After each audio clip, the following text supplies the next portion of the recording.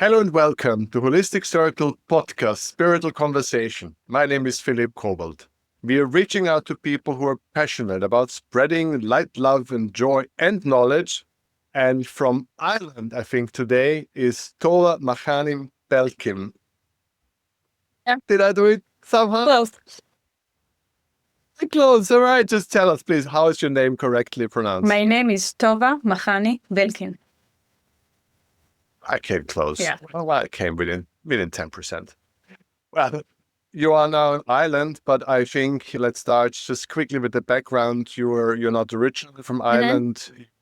Maybe just give us, well, let's do it like this. Maybe give a couple of minutes and just give some personal background, where you're from and what you do before we get into one of the most thrilling conversations I'm having these days. So I just want to get right in. I'm really looking forward for this next hour. Please. Thank you. So, like I said, my name is Tova. I live in Ireland, originally from Israel, born to an Iranian Jewish family that escaped Iran, the Islamic Republic, in 1979. So I was the only one in my family, immediate family, that was born in Israel. My siblings, my brother and my sister, also born in Iran. And I grew up, like I said, in a Jewish Iranian family in Israel. But I had family almost in many countries in the world. Some of them were Bahá'ís, Jews as well, but Bahá'ís. And two of my father brothers became Bahá'í. And there's a whole branch of the family. And I was always interested in that part of the family, especially since we did saw each other, had connections. In Europe, usually, some of them were not in Europe, in different countries in the Middle East as well.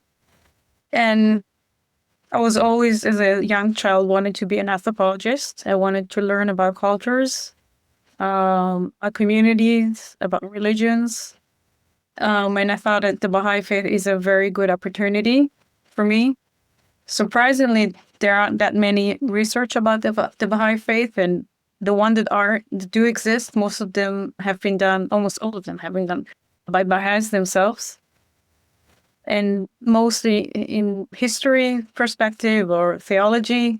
So there aren't that many research about the daily lives of Bahá'ís. So I was very interested in this, and this is what I'm doing.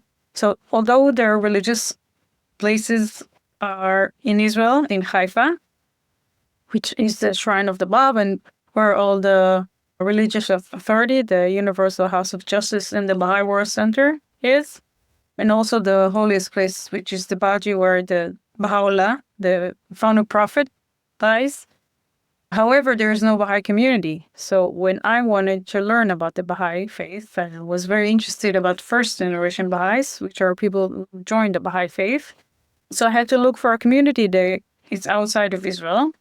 And we ended up coming to Ireland, which has a very interesting history with religions as itself.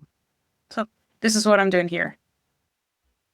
Right. So let's just give me a moment here before we listen to you, to literally put this in a perspective for our viewers. So first of all, this is a conversation with an academic, with a researcher. This is you're collecting information, you're processing information. So it's not with a person that naturally believes all and everything they're going to hear from you. So you're listening to other people, you're collecting, and you're trying to make sense with all of this for us. So this is the first thing my viewers need to a little bit get into perspective. Here we're talking on a scientific level. So that's basically number one.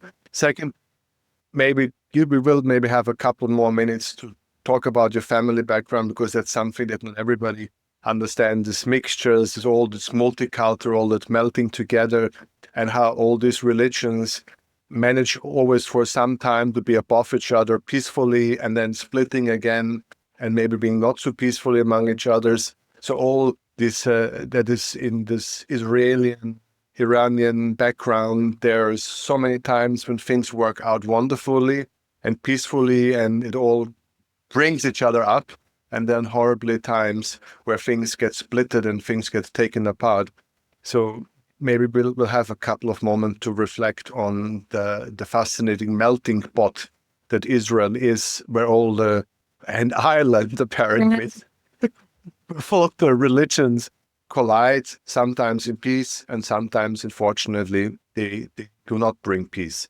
So that's something I think is interesting. And then maybe we can take a minute, because I can tell you right now that most probably 80-90%, including myself, from all our viewers, have never heard about the Bahá'í Faith, especially outside this region, although it's a very big religion.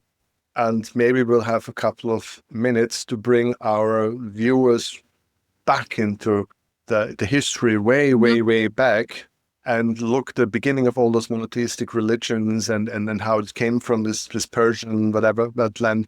And maybe you can give us a couple of minutes to just make people understand that these religions are way back in history, and slowly found our way towards us, and that there is so much back there that is so rich and so full, and brought this monotheistic thoughts, good and evil, and sin, and heaven and hell, and all of this is so much older than, I guess, unfortunately, so many people are aware of.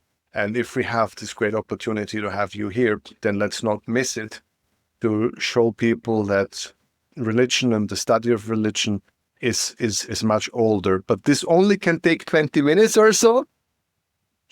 And then we want to talk about the Bahá'í, because then we come to something hopefully so interesting, namely your work, and something that me and a lot of people will be very fascinated to read and learn more. I only read little of what you wrote, but it was very interesting to me that there is this connection of being called to the Bahá'í Faith. We will talk much later, but I think it's fascinating on its own to have a calling and how it manifests. So basically, I give you 20 minutes for the history of the world. I hope it's. Oh, that's I enough. can manage everything. So as we know, Pick whatever you like. Yeah. There's no script. Okay. Well, I don't study all religions, even though by learning about the Bahá'í Faith, I ended up learning about other religions as well. But as you all know, most of all of the Abrahamic religions are originated in the Middle East, in one specific area. Now, the Bahá'í Faith is also Middle Eastern, but Abrahamic religions, but is original was Persia, which also is a place of many other religions, Persian religions. The most famous one is Zoroastrianism, which is the native religion of Iran before Arab and Muslim conquered. All of them were Persian, all of them were, they had minorities, like the Jews, that came there when they were exiled by the Babylonians.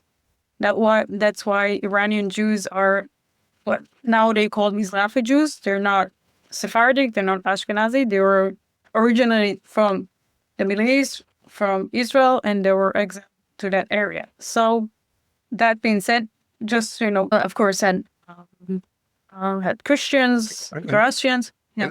And I think there's a huge debate among Jewish and how much they've been influenced by the Zarathustrian faith as well. So it's really the source, so the mother.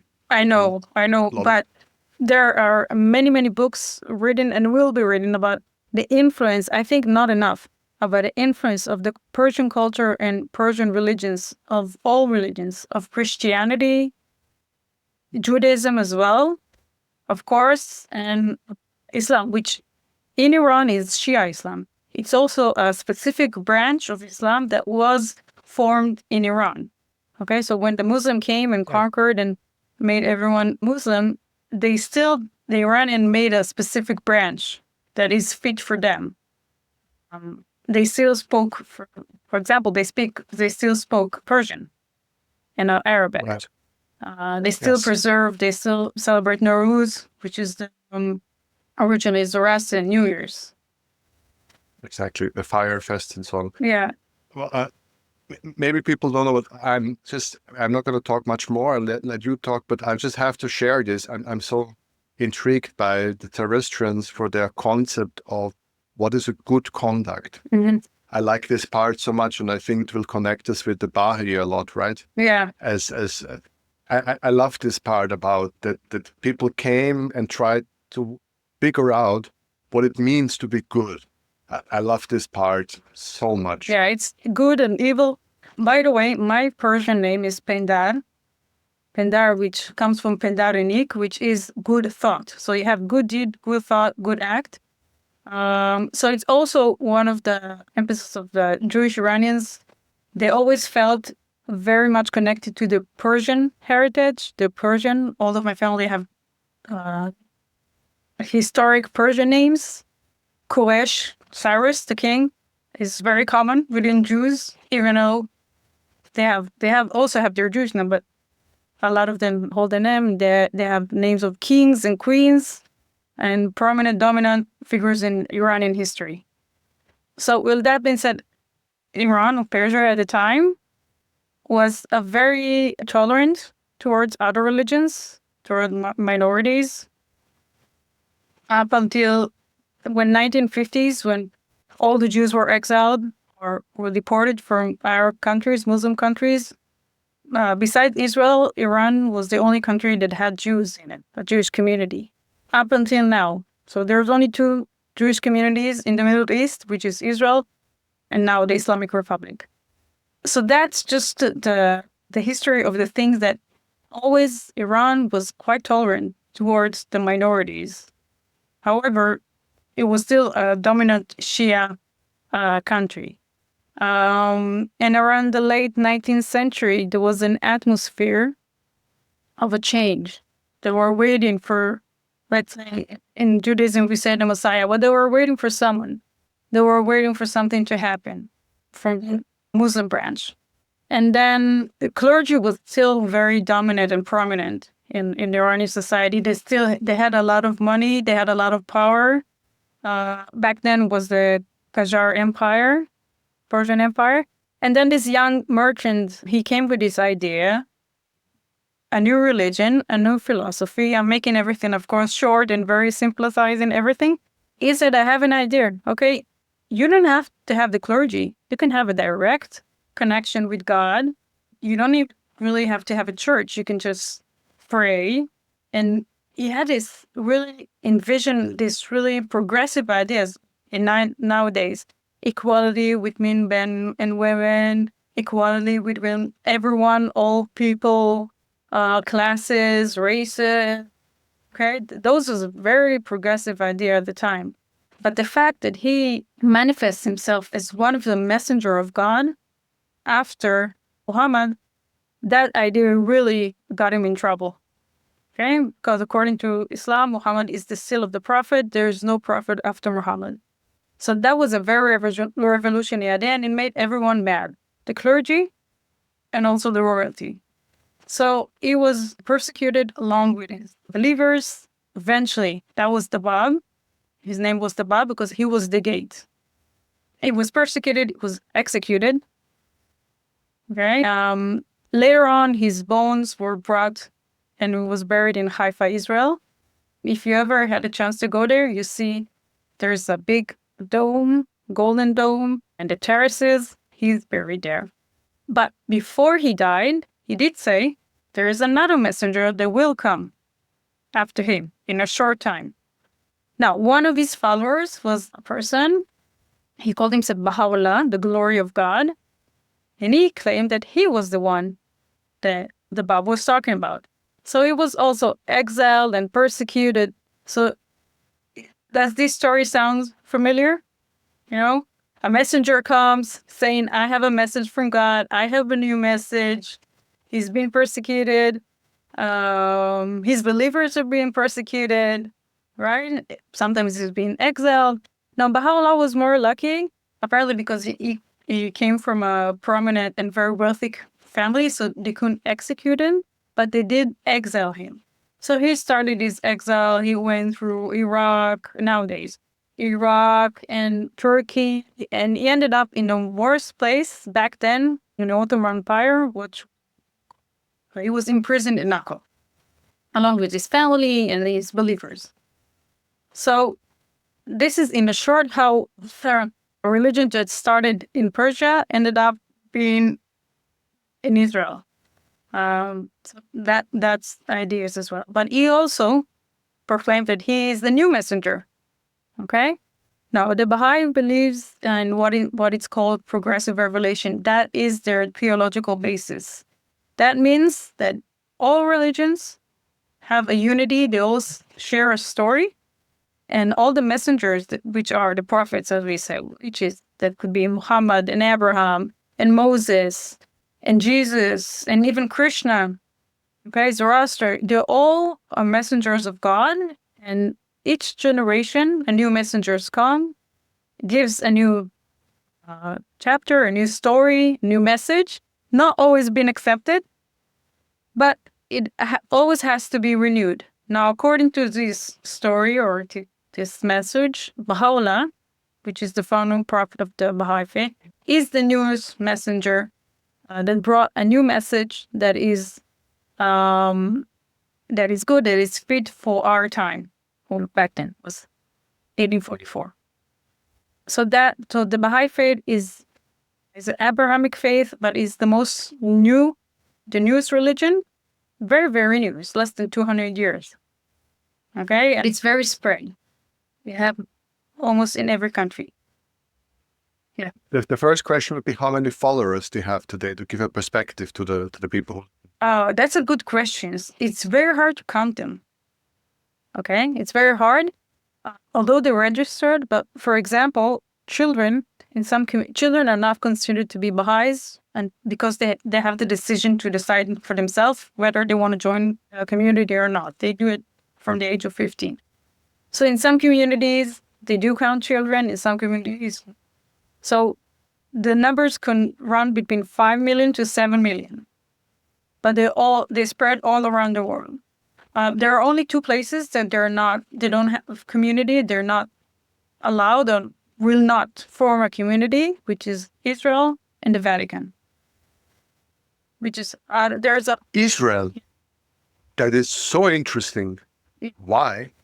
So there's different perspective. One of them, Baha'u'llah himself, he ordered his followers not to teach the faith in Israel. He had a vision for this area.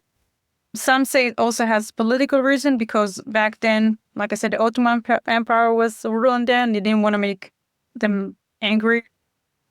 I don't know. Making Muslim become Baha'i.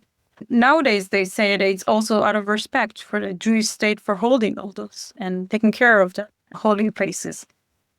So they're not allowed to form a community, although there are a lot of Baha'is serving the Baha'i World Center and people coming for pilgrimage. But they're ordered or asked not to teach the faith in Israel. Moreover, I can say that if a person, Israeli, or even a Palestinian, becomes Baha'i, generally they have to leave that area, to live someplace else. Another reason that's been said that one of the visions said that because of the holy places or in Israel, they thought that all Baha'is would want to live there, right? They all want to come and live close to the Baha'i World Center or where Baha'u'llah is buried. So, and that in that way, the faith would not spread out. So there's a lot of thinking behind it. And the Vatican, because it's the Vatican and it's the holy place for Christianity, for Catholicism anyway. And Baha'i are very respectful to start with. So Yeah. they're very considerate and respectful. So it makes a lot of sense that they try to express their being respectful human beings. Yeah. Now, this was already, I think, a lot of shaking for many people listening who are mainly stuck in the Christian faith and living in this, let's say, small bubble. Mm-hmm. To know that there are more religions out there and that they are actually quite more interlinked than so many people are aware of. Mm-hmm. That the roots and traditions and the stories we share are much more, as you pointed out. Does this come familiar to you? And there's a lot where this comes from, and we share familiar stories. And it also explains, in the good sense, why so many people from your aerial background are historically seen quite, as you said, liberal, open, or understanding and accepting of different faiths, because they're so much more door by door, and they usually had to learn to live with each other when there are good times. Mm-hmm. So this is basically, this explains a lot from the story.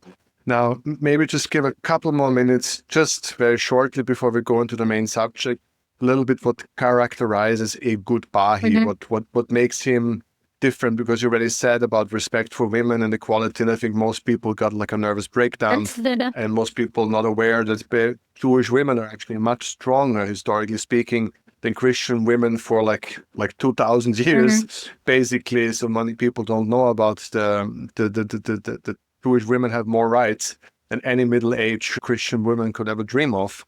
And so many things are not so much common known like I think they should be. But Baha'i are really special. They, as you said, a very modern religion, very modern approach.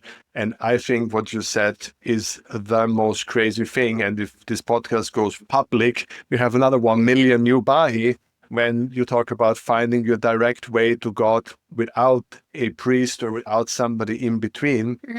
That is something that is so modern and so fresh that people again want to claim their right and possibility to talk directly to God without intermediate. So, but again, just please explain us a couple of minutes from which mind space a good Baha'i comes. How do they see their place in society? What they want to contribute? How they want to act among family? What does it mean to be a good believing Baha'i? That's a very good question.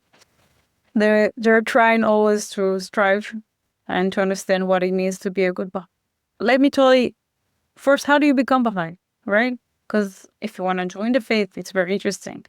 So, like I said, there's no clergy and there's no church. So who do you come to? How do you even know about the faith? Those are my questions as a researcher. But one of the things, in order to become Baha'i, first, it's a personal decision. Since there's no ceremonies, Baha'is don't have any rituals at all. So even as an anthropologist, I was always interested. So what am I looking at? I don't have a place to go and watch them. I don't have a clergy person to speak with. So what do they do? How do they do it? So basically, Baha'i, they learn everything by themselves. That means they have to, one of the principles of the Bahá'í Faith is personal investigation of truth. That means that nothing is mediated, okay? They have to read the books by themselves. They can hear, they can go to talks, they can go to study circles, like I host in my house, and learn about the Baha'i faith. But eventually, at the end of the day, they have to sit down and read the books and read the writing for themselves. They can ask questions, they can ask people from the community, but eventually they have to do everything by themselves. Reading, asking questions. For many of them, that was the first time they had a direct access. Now, they don't just read the Baha'i writings, because, like I said, the Baha'i faith believes in all the philosophies of all the faiths. So a lot of them, like especially here in Ireland, they had the first time opportunity to read the Bible. As children learning in Catholic schools, they never had a direct contact. They never read the Bible by themselves. They can read the Jewish Bible. They can read the Quran. They can read stuff that they never read. Now, after they've done all this reading and making a decision for themselves, then there's no conversion ritual, because, like I said, there's nobody to do it. So basically, what they have to do is just declare their faith, saying that they believe in Baha'u'llah as the last manifestation of God, and they obey to the rules of the Baha'i community. Some communities have stick and sign, have their names added, but it's a very personal, very self-agency, something that they have to do by themselves. And if they don't want to be a part of the community, they can always withdraw. Same as children, as I mentioned before. In all religions, a child was born to a specific family, they're considered to be one of the faith. Of course, in Judaism, they always have to be different, so it goes by the mother, by the father in other religions. But it doesn't work like that in the Baha'i faith, because, like I said, they really believe in self-reality, self-truth. So even a child that is born to Baha'i parents, still at the age of 15, as of 15, they can decide whether they want to join the community, they want to be a part of it. So it's also a self-decision. In the everyday life, what do they mean? Even when they pray by themselves. They pray individually. They do read some prayers into the community, but there's no one, like I said, there's no clergy. So there's no one person reading the prayers and everyone say amen or whatever. They all have the same knowledge because they all have access. So even when they pray in their room. Even spouses, they pray in different rooms. They pray individually. So even me as a researcher, I never observe a person prayer. They're obligatory prayers. I can see them in the community, not individually. One of the things that this daily worship is service to the community. Now, in almost all religions, they talk about service, helping the neighbor or helping your friends, your family. But here, worship for God is service. Right? Like I said, because they don't have a specific place they go and pray. But for them, being a good Baha'i, you ask what is being a good Baha'i. Of course, they have the rules. They don't drink alcohol. They're abstain from drugs. Right? They fast once a year for 19 days. But of course, they have spiritual reasons. But serving community it's their worship.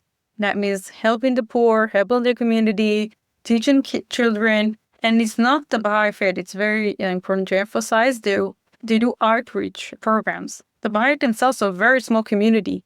Most of their activities are for the communities. It's not just for Baha'is. And for example, my children, they join the Baha'i children classes.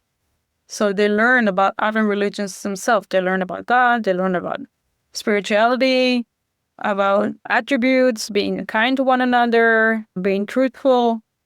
They're not Baha'is. Actually, I think most of the children in the Baha'i class are not Baha'is. Listening to that, this is the most modern thing I heard in a long time. I know, it's very progressive.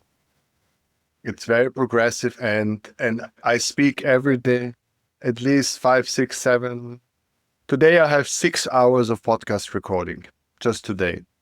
And everybody's looking for that. And everywhere else, except that with the Baha'is, because it is just not well known, especially in the US or Canada or Australia. It's just not that known. And everybody, let's exaggerate, everybody's desperately running around like a chicken without a head, trying to find the community. And if they will describe the community, maybe not the alcohol, I don't know, maybe not this or that, but as a general concept, I think I can say this. Everybody right now in the world wants this. This is what they want. Everybody wants. So it's so crazy to hear it actually does exist. It's funny you should mention it because, like I said, when I interviewed first generation Baha'is, this was their journey. A lot of them were looking for something. A lot of them were not happy what they grew up in, or they had questions and their questions were not answered. So the Baha'i Faith was an answer to the question. It's important to say, since Baha'is believe in philosophies and even the messenger, so if a person from, let's say, Catholic background becomes Baha'i, they don't denounce their past. They don't denounce Christianity or Jesus. It's still part of their core beliefs. So it's actually a lot easier. It's like my parents said, it's a progression. It's a religious progression, not a religious conversion, because there's no rupture. They don't leave everything behind. They don't change their names, wear different clothes, have an emotional circumcision, like in Judaism. They don't have really a lot of things to change. They just add more to their philosophy, add more messengers, add more attributes or what they believe in. I know we need to move on. I want to move on to your study field, but just 3 minutes, just super quick, just for now. I ask if they don't have priests and this and that, but do they have some administrational structures, or is somebody like the boss of the Baha'i? Is there just quick? Is there any kind of, is there community structures? Do they collect money, or do they have rooms that they rent, or there must be some structure, some representation. Somebody must be in charge, right? And why? How do they get a special training? Do they have a preschool? But they don't have priests, so why would they have a preschool? Well, is so progressive. It's like too much for me. And another 1.5 minute question: how, if I now wake up and say I want to be Baha'i and I do my study and now this and this, how do the community react on outsiders, newcomers coming in, knocking at the door? Here I am, and I feel I'm one of you. Is this a like, let's see, did you read questionnaire, or is it like hugging and we've been waiting for you all along? How does the community react on if I knock on the door? So I'll answer the last question first. They're very welcoming, of course, but they will ask questions like, why do you want to be a Baha'i? And they will say, okay, have you learned? Do you know exactly what the core beliefs, or what are you expected of?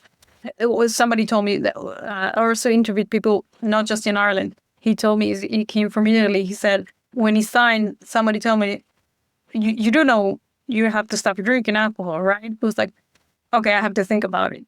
So they do want to make sure that you understand what does it mean to be a Baha'i, what does it mean in the everyday life, or the core beliefs. But some learn on the way, because it doesn't end. The learning is always, even though they can be Baha'is for 30, 40 years, they still keep learning and studying and developing. So that's better. Now, the Baha'is, because there's no clergy, they still have this grassroots democratic election of representative. So in the local level, local spiritual assembly, the minimum is 9. So let's say you want to join the community, you have to find a community that exists, has at least 9 members, Baha'i members. That's the local national assembly. They're secret ballots, but they're all elected. There's no campaigning, right? So you just write someone's name. And if you're elected, you kind of have to accept the position. And if you have 9 communities, 9 local spiritual assembly, then you can form a national spiritual assembly, which is also 9 elected member, men or women. It's important to say. And you can be Baha'i. You can be Baha'i only for a week, or you can be 40-year Baha'i. So there's no hierarchy in that matter. And then you have the Universal House of Justice, which are also 9 elected members from the whole world. So every 5 years, delegates from each community, for each natural spiritual assembly, 9 delegates, they go and they vote secretly. If you look online, you see the pictures. It's amazing, because you see people coming from different cultures and ethnicities, and they still wear their national clothes. Even though they're Baha'is, they still wear their saris or togas or whatever. They don't let that go. Their culture is still dominant. So you see different people from different religious backgrounds. They come and they vote. They elect. Now in the Universal House of Justice, only men are elected.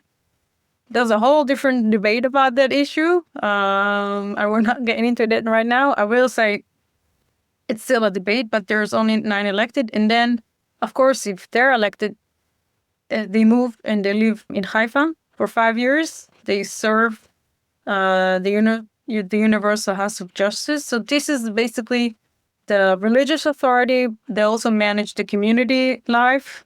They send every couple of months, or in each year at least, they send letters to the communities, what their plans or their aspects about issue.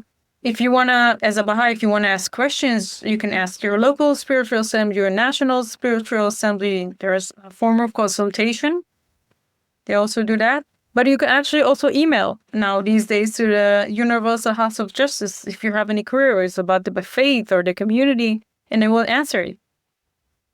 So it's also very easy. Now, if you don't have clergy, like I said, and if you have, it also, there's no hierarchy, but it also allows a very good status between, like I said, people that are just joined the Baha'i Faith or have more history with the Baha'i Faith, and also between men and women.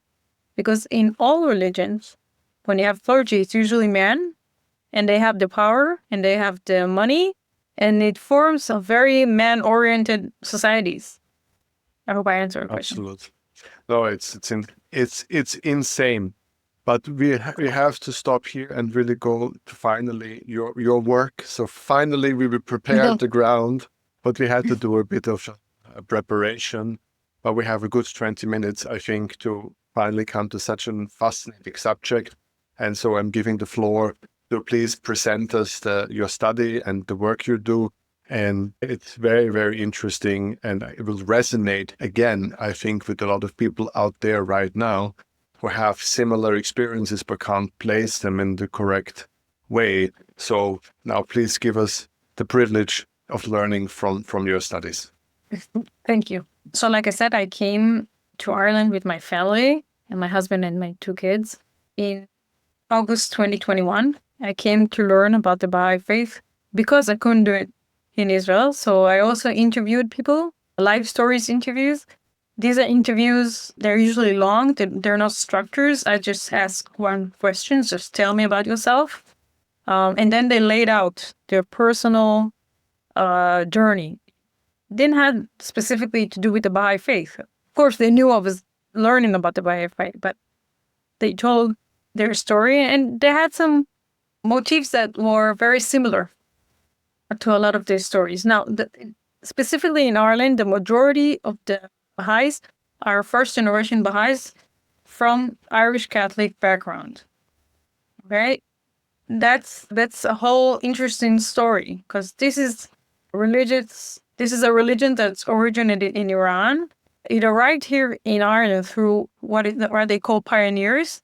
Those are people that are Bahá'ís, and they go around the world and teach the faith. Now, they're not exactly missionaries because they don't get money. In fact, they have to work really hard, but they are sent to teach the faith. Now, how do they do it? Because they don't have any intensive, they don't offer people money, and they don't knock on doors. So they do these community gatherings. Some of them are called firesides, which are like, they invite people for people's house, like I said, because there's no specific places. And then they talk about the faith. They teach, they say, and they have what they call devotionals. These are more on a regular basis, on a weekly basis. They are for the Baha'i community, but they're also open to non-Baha'is, which they read prayers or talk about specific issue, play some music. It's a very dominant issue here. And also another community in the Baha'i community are Iranian Baha'is, which came to Ireland. First, one of the prominent pioneers was Iranian Baha'is that were sent to Ireland to teach the faith. That was in the 1950s. And his name was Adib Tahazadeh. He came with his family as well.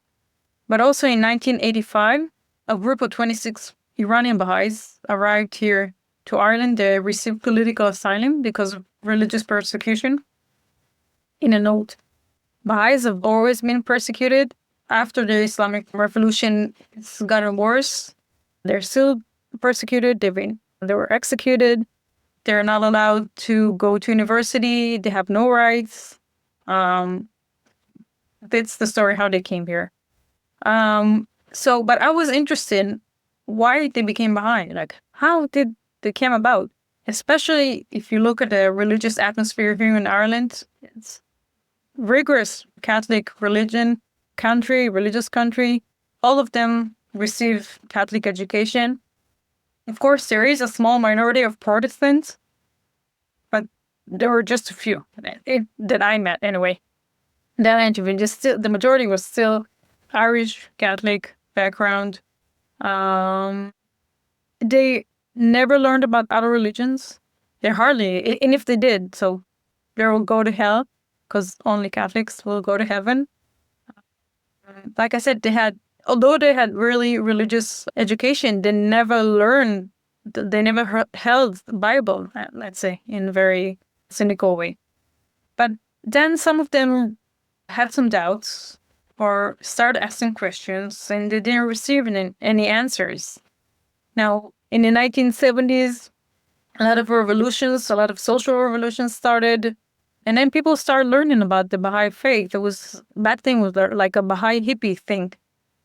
That was one of the, and this is very, like I said, a nuisance, very progressive ideas. Peace and love and unity. So I remember saying to someone, oh, it was like the hippies. And he was said, yeah, just without the sex, without the alcohol, and without the drugs.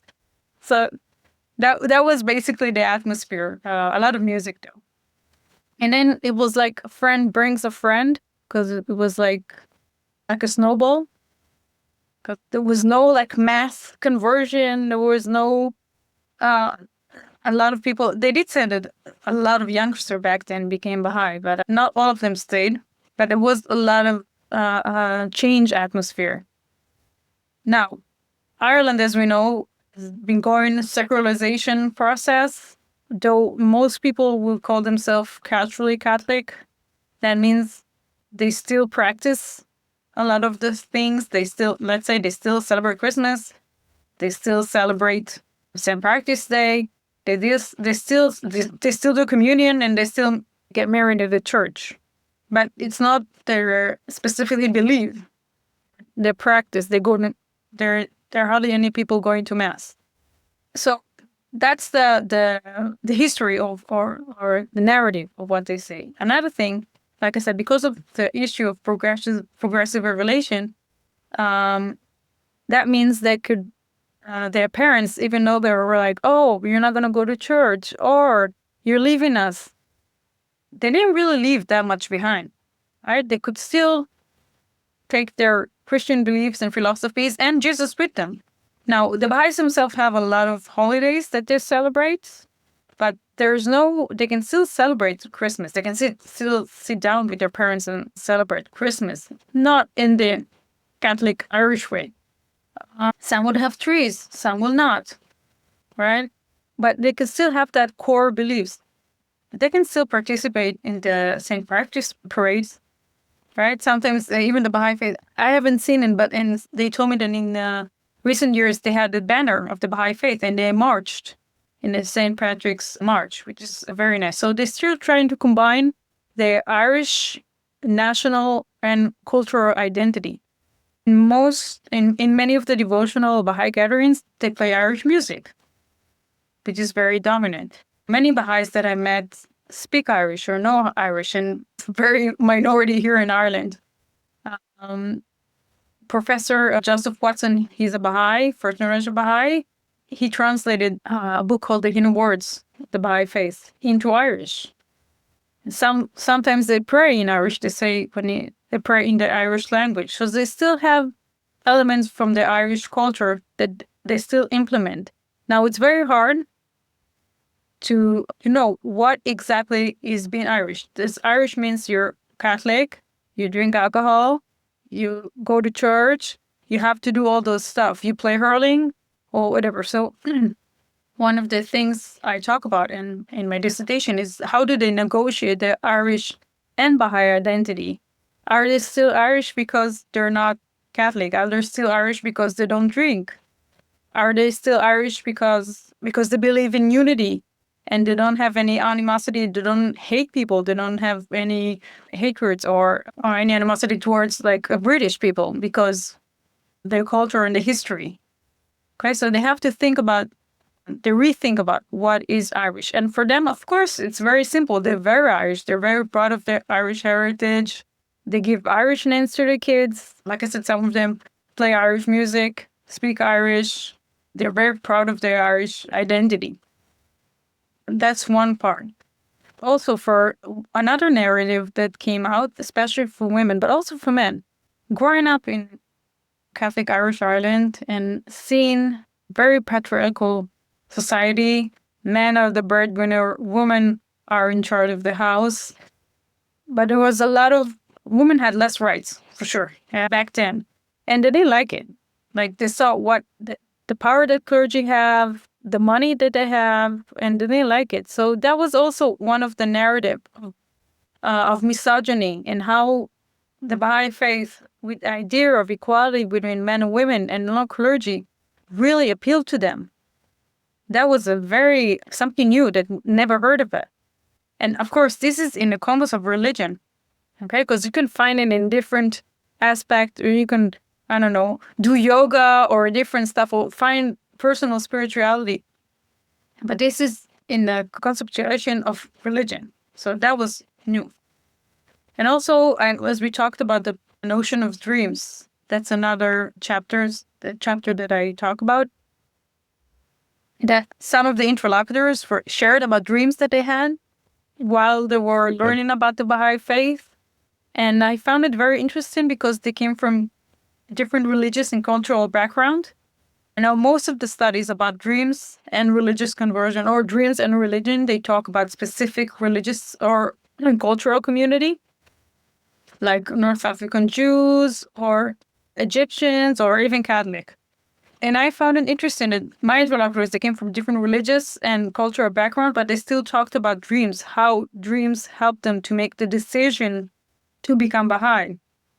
Whether, I think there was, this is exactly what I was so fascinated about when you started to talk about the dreams.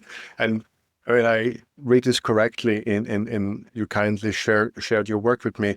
When I read this correctly, is the one scene where there's a Catholic person who basically almost like never heard about the Baha'i, whatever, but had this dream, like this real vision, this real calling to that Baha'i faith. I don't know if I read this correctly. And it was so impressive because, again, we're living in such a secular, TikTok world, and we just don't see it coming that someone could be laying in the bed, having a dream so strong, so intensive, that the person gets up the next morning and says, well, I become a Baha'i. Where's this coming from?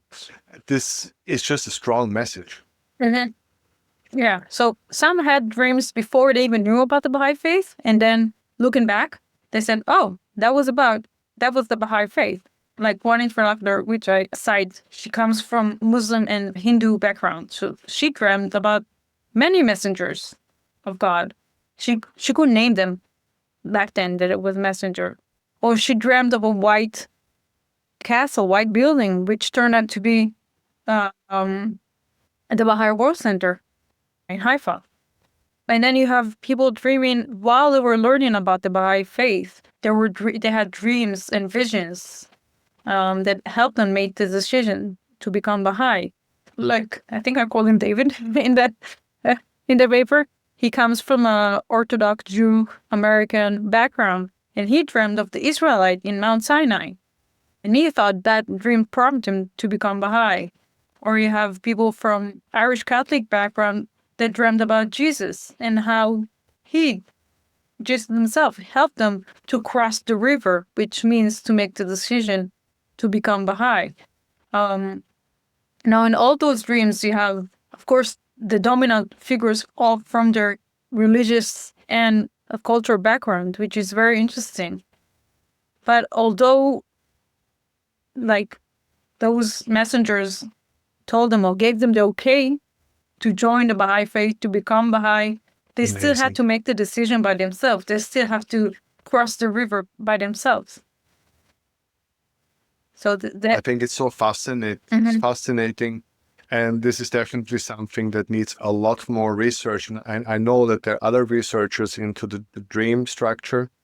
So dreaming is becoming a more popular theme.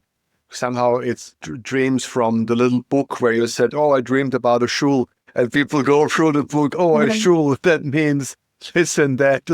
It's a lovely tradition. It's a very warm tradition. And, it's sitting with the grandmother in the morning and like, oh, what you dreamed about. Oh, that means good luck. That means good luck. Becoming somehow, again, after being, to say, many centuries in the Central European world, dreaming was more like a witchcrafty, grandmothery kind of, lovely little thing. Becomes again a lot more serious. There's a lot of people that I've encountered over the last couple of months who are very serious about dreaming and it's, if it's subconscious or if it's a real message. People don't like to be pinned down usually. They leave it open because the dreams itself is so strong and the people even teach you how to better dream, how to see it more clear, the vision. And once you really write it down and and all of it, the dreaming becomes stronger and stronger and more clearer. And then I read your paper, and it just really blew me away to see this coming to an end when if we reconnect, if we allow it, if we are ready, that we're receiving, if it's subconscious messages because coming out of the culture, or if it's divine messages, who cares? It's such a reaffirming, strong, powerful energies that, as you said, help us to go over the river.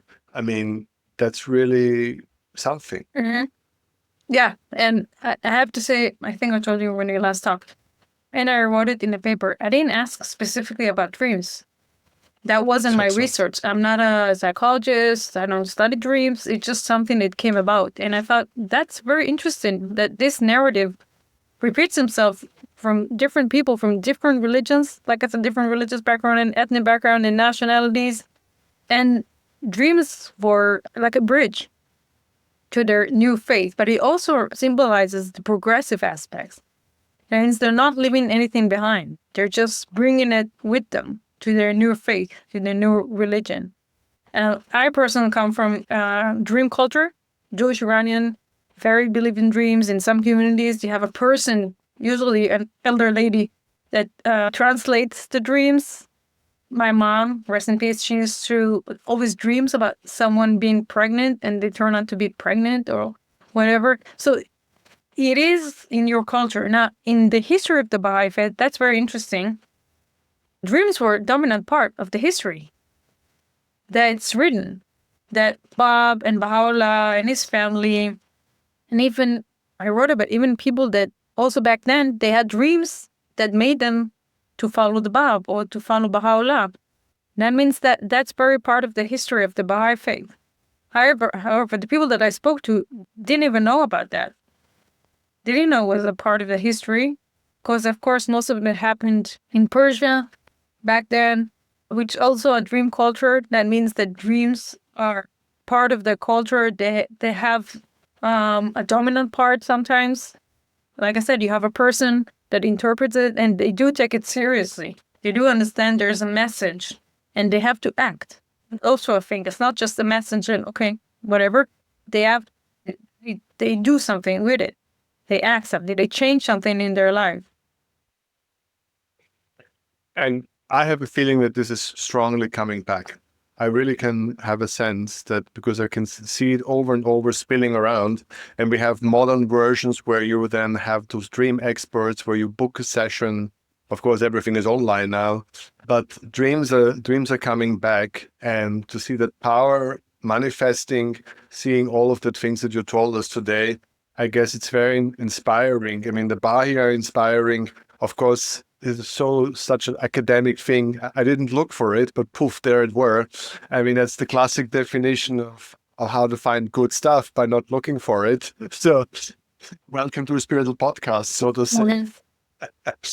Whenever we don't look, that's when we find. So, everything comes together, and it was very inspirational to me because, again, seeing dreams a lot more serious than I would have maybe thought before.